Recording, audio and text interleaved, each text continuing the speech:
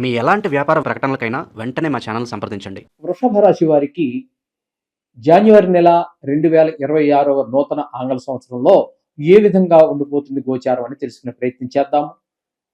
ద్వితీయ స్థానంలో గురువు యొక్క సంచారం జరుగుతోంది. గురువు యొక్క సంచారం ద్వితీయ స్థానంలో ఉండటం వల్ల ఈ వృషభ రాశి వారికి ధనానికి లోటు రానివ్వరు గురువు భగవానుడు. అలాగే మాట తీరు చాలా బాగుంటుంది. సమయోచితంగా మాట్లాడగలగటం, అలాగే సూటిగా మాట్లాడటం, సుత్తి లేకుండా మాట్లాడటం, మాటల గొంతులో కూడా చక్క మాధుర్యం ఉండటం, మాటల్లో తీయదనం ఉండటం, ఆప్యాయత ఉండటం, ఇట్లాంటివన్నీ కనబడుతూ ఉంటాయి మనకి.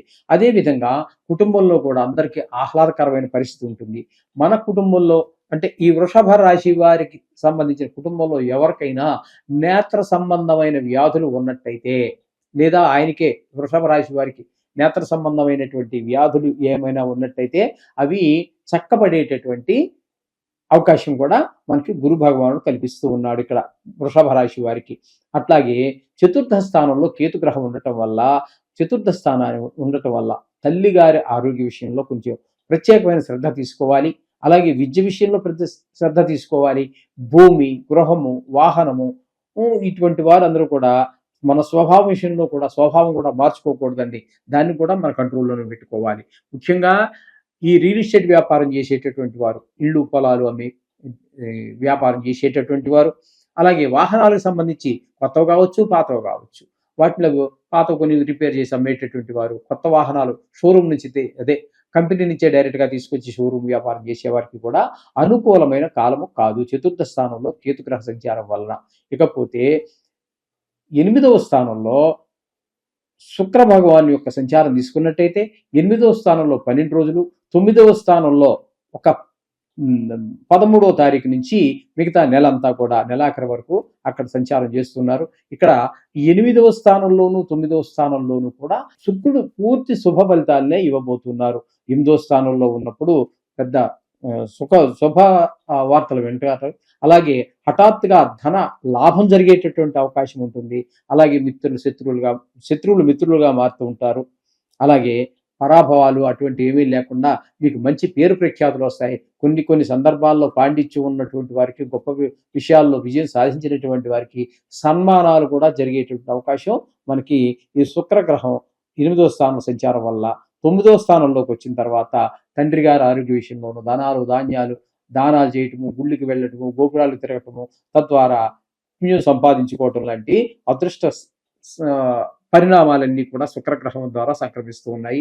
అలాగే వీరికి సినిమా రంగంలో ఉన్న వారికి ఈ సంవత్సరం, ఈ నెలంతా కూడా 2 రాశుల్లో సంచారము కూడా భాగ్యస్థానంలో ఉండటం అనేది కూడా చాలా మంచి పరిణామమే. 8వ స్థానంలో ఉండటం కూడా మంచి పరిణామం. కాబట్టి వీరు షేర్ మార్కెట్లో నిరభ్యంతరంగా పెట్టుబడి పెట్టవచ్చు. అట్లాగే సినిమా రంగంలో ఉన్నటువంటి వారికి, అలాగే సోషల్ మీడియాలో ఉన్నటువంటి వారికి, టీవీ రంగంలో ఉన్నటువంటి వారికి, వీరందరికీ కూడా చాలా అనుకూలమైనటువంటి కాలంగా శుక్ర భగవాన్ యొక్క సంచారం తెలుస్తోంది. ఇక రవి యొక్క సంచారం కనుక తీసుకున్నట్టయితే 8వ స్థానంలో 14వ తారీఖు దాకా ఉండి తదుపరి మకర రాశిలోని సంక్రమణం చెంది అక్కడ నెలాఖరు వరకు ఉంటున్నారు. అంటే 8వ స్థానము 9వ స్థానాలలో ఆయన యొక్క సంచారం జరుగుతోంది. 8వ స్థానంలో కానీ 9వ స్థానంలో కానీ రవి యొక్క సంచారము శుభ ఫలితములు ఇవ్వజాలదు. ముఖ్యంగా ఇక్కడ మనకి 8వ స్థానంలోనూ 4 గ్రహాలు సంచారం చేస్తున్నాయి. అవే నెల మధ్యలో మళ్ళీ భాగ్యస్థానంలోకి సంచారం చేస్తున్నాయి. ఇక్కడ ఇది ఒకటి గమనించండి. 2 రాసుల్లోనూ ఈ 4 గ్రహాలే అక్కడ కూడా మళ్ళీ సంక్రమణం చెంది అక్కడికి భాగ్యస్థానంలో చేరుతున్నాయి. ఇక కుజుని యొక్క సంచారం తీసుకున్నట్టయితే కుజుని యొక్క సంచారం మనకి 15వ తారీఖు వరకు, జాన్యువరి 15 వరకు మనకి ధనురాశిలో సంచారం చేస్తూ ఉన్నారు. ఇది 8వ స్థానం కాబట్టి ఉపయోగకరమైనటువంటి ఫలితాలు ఉండవు. చెడు వార్తలు ఎక్కువగా వినటము, పెద్ద కష్టాలు రావటము, ధన నష్టం జరగటము, ఇట్లాంటి ఫలితాలన్నీ ఇస్తున్నాయి. తదుపరి భాగ్యంలోకి వెళ్తున్నారు. భాగ్యంలో కూడా ఆయన యొక్క సంచారం అనుకూలమైన ఫలితాలు అయితే ఉండవండి. అలాగే దానాలు, ధర్మాలు, గుళ్ళు, గోపురాలు విషయాల్లో మనం ఫలితాలు పొందలేకపోతూ ఉంటాం. పూజ చేసిన ఫలితాలు రానటువంటి పరిస్థితి, గుడికి వెళ్ళలేని పరిస్థితి, వెళ్ళినా కూడా అక్కడ ఇబ్బందులు పడేటటువంటి పరిస్థితి, ఇవన్నీ కల్పిస్తూ ఉంటాడు భాగ్యస్థానంలోని ఉన్నటువంటి కుజుడు. ఇకపోతే అదే 8వ స్థానంలో బుధుని యొక్క సంచారం 17వ తారీఖు వరకు ధనురాశిలో జరుగుతున్నది. ఇక్కడ 8వ స్థానంలో బుధుడు అనుకూలమైన ఫలితాలు ఇస్తాడు.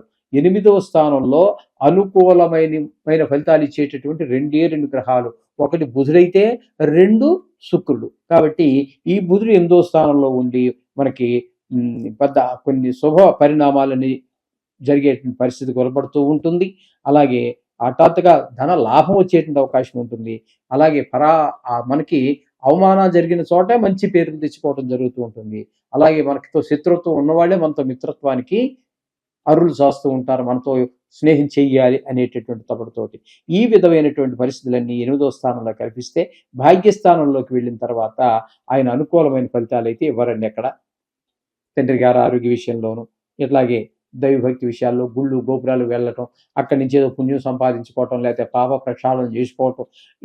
ఒక గుడికి వెళ్ళి వస్తే ఒక మనిషికి, ఏ మనిషికైనా వారికి ఒక రకమైనటువంటి దైవ మన శక్తి మన మీద ఆవహించింది, మనకి ఏమీ పర్వాలేదు అనే ఒక ధైర్యంతో ఉంటాము.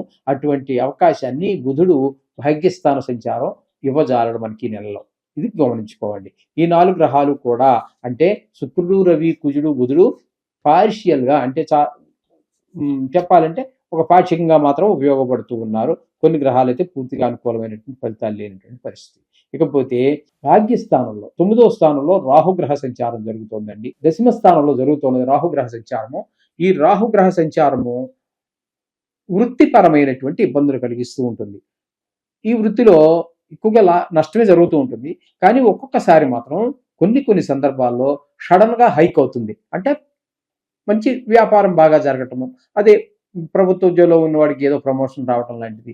ఆ ప్రమోషన్ వల్ల కూడా ఆనందం కలగదండి. ఎందుకంటే తనకి ఇష్టం లేనటువంటి ప్రదేశాల్లోకి వెళ్తూ ఉంటుంది.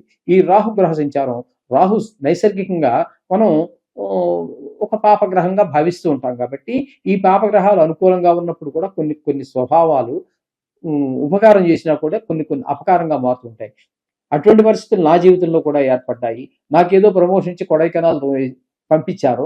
కొడైకెనాల్ పంపించినప్పుడు అక్కడ నాకు అక్కర్లేనటువంటి ప్రదేశం, చాలా ఇది నవంబరు, డిసెంబరు, జనవరి నెలల్లో -4, 5 డిగ్రీలు కూడా వెళ్ళిపోతూ ఉంటుంది. అటువంటి దగ్గరికి ఆ ప్రమోషన్ ఇచ్చి వెళ్ళటం వల్ల, ప్రమోషన్ వచ్చిందని సంతోషించాలో తెలియదు, భార్యా బిడ్డలను తీసుకుని వెళ్ళలేనటువంటి అక్కడ క్లైమేట్కి బాధపడాలో తెలియదు. ఇలాంటి పరిస్థితులన్నీ కూడా వచ్చే ఈ రాహు వల్ల వచ్చేటటువంటి పరిణామాలు ఈ విధంగా ఉంటాయి, ఉద్యోగపరమైనటువంటివి. ఇకపోతే శనీశ్వర గ్రహం పూర్తి శుభ ఫలితాలు ఇస్తూ ఉంటుంది, లాభస్థానంలో ఉంది. కాబట్టి ఇక్కడ మీరు ఏ పని చేసినప్పటికీ కుటుంబంలో వారందరూ కూడా మీకు చాలా సహాయపడుతూ ఉంటారు. అలాగే ధనార్జన బాగుంటుంది. డబ్బులకి అసలు పదవే రానివ్వకుండా శని భగవానుడు చూస్తూ ఉంటాడు. ఏదైనా కొత్త వ్యవహారం ప్రారంభిస్తే అందులో మీరు పూర్తి విజయాన్ని కూడా సాధించగలుగుతారు.